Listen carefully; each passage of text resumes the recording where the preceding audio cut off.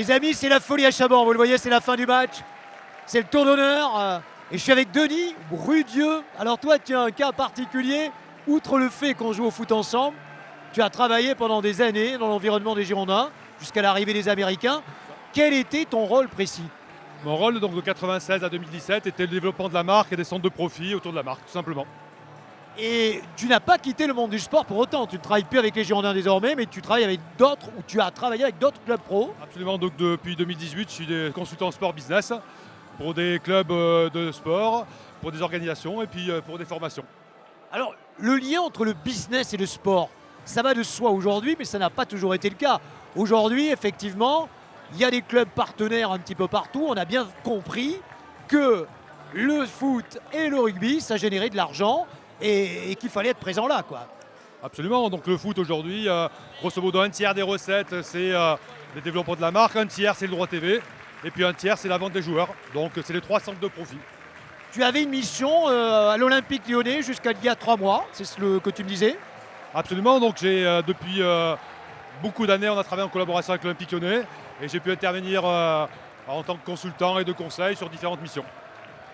Actuellement, là, pour l'instant, tu es en stand-by, mais peut-être avec une opportunité sur un club qui n'est pas très très loin de Bordeaux, la Real Sociedad, qui est un club formateur depuis toujours. Hein. Il y a des contacts à la Real Sociedad pour différentes missions.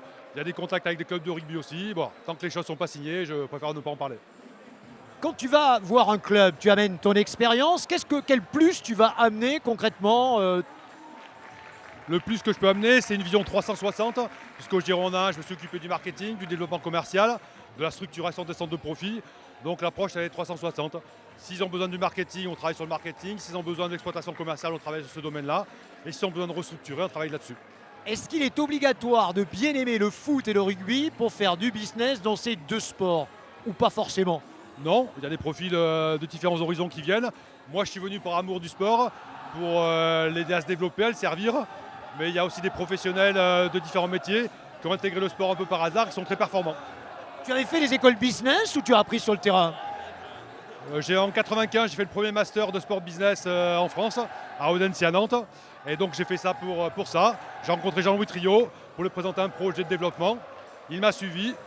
Et puis voilà, ça a fait 21 ans d'histoire. Mais c'était expérimental à l'époque, parce qu'aujourd'hui, des écoles sport business, il y en a en veux-tu, en voilà. À l'image d'Amos, par exemple, à Bordeaux. Absolument, c'était une promotion de 15 en France, il y avait un concours de 3000. Et puis tous ceux qui font partie de cette promotion-là, ils ont eu des grands destins. Alors je te découvre aussi en tant que joueur de foot du dimanche matin, puisque ça fait peu de temps. Tu as rejoint le club de Chanteclair. Là aussi, j'imagine que c'est un besoin de retrouver le terrain, et plus pour travailler, mais pour prendre du plaisir désormais. Je suis arrivé dans le sport business par le sport. Hein. Je joue au foot depuis que j'ai 5 ans. J'ai fait une belle carrière amateur, on va dire. Après, j'ai joué au musclé. À quel niveau as-tu joué? En CFA2 à La Rochelle. Ensuite, j'ai joué au musclé bordelais pendant 15 ans, un club du Celtic, tu connais sans doute. Et puis après, l'âge venant, des blessures, je bricole, mais je m'amuse. Merci beaucoup, merci Cédric, bonne soirée. Et bravo Chaban, parce que vous voyez, ils sont absolument déchaînés. C'est le tour d'honneur. Et ce sont toutes ces légendes qui nous ont tellement régalés pendant des années, qui étaient là ce soir. Et vous voyez que Chaban, il a pour eux les yeux de Chimène, c'est le moins qu'on puisse dire, les amis. Et vous allez retrouver ce reportage dans son intégralité sur Aki Télé dans quelques jours. Vous allez vous régaler comme on l'a fait nous-mêmes ce soir.